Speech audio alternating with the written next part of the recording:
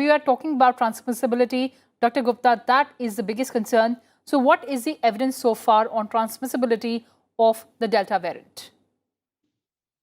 Great. I think Dr. Ganguly has explained very well. And I would like to tell you that this is a new variant and there's a variant of concern as labeled by WHO. And it was first isolated in India in late last year and around between October to December. And there is a change in basically spike protein. The mutation is actually in the spike protein, SARS-CoV-2 spike protein. And because of this spike protein mutation, the viruses this may become more transmissible and it attaches with the cells very easily, and therefore it will be helping in the penetration into the cells, also helping in the replication of this virus and increasing the viral load inside the body also.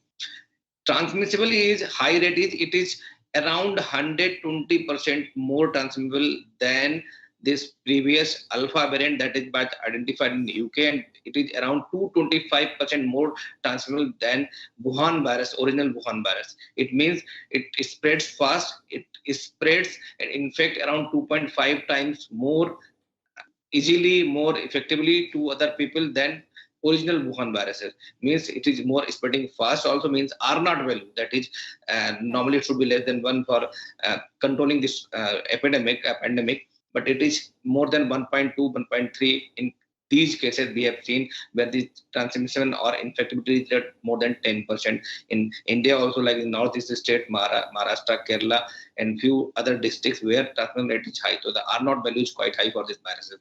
And if the transmission is high, it will attack fast. And definitely, as we discussed, that viral load is quite high with these viruses. Therefore, whenever person is infected, they has a high inoculum of virus, and this high inoculum of virus results in high level of viremia, means high level of viruses inside your blood.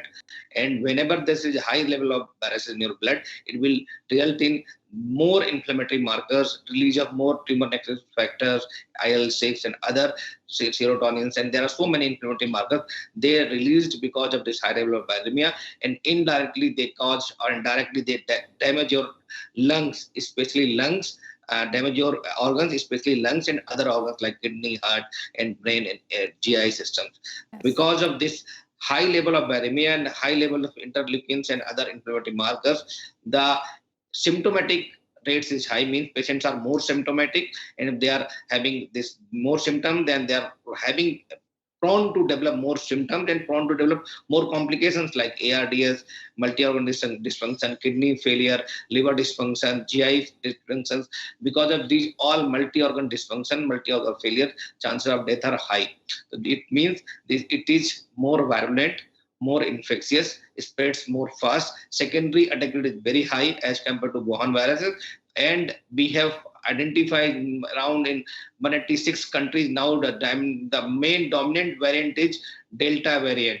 Yes. In 186 countries, I'm telling you, is the most important thing, especially those countries where in this vaccination rate is quite low, it's less than 15%. Like there are Bangladesh, Belgium, Maldives, Malaysia, Denmark, Canada, Australia. In all these countries, even where the vaccination is high also, current strain isolated is maximum, it is around 80 to 90% Delta variant. Means now the pandemic is overwhelmed with this new virus strain, and this virus is new strain is variant of concern for everybody. If we talk about the symptoms of this virus, they are same as like in any upper respiratory tract infection. In a study done in United Kingdom, it is found that in 90% cases, the patients were suffering from only cold symptoms, like Yes. they were having headache, sore throat, fever, Yes, and sir. running nose. These were most common symptoms. Atypical symptoms can be like loose motion, vomiting, diarrhea, or some Yes, other sir. symptoms, rashes like that. But mostly these are the common symptoms. Therefore, we should not ignore these symptoms. And in India, still we are not having a like benchmark vaccination. Still we are lagging behind. Therefore, people needs to be careful, and we should follow all non-pharmaceuticals measures.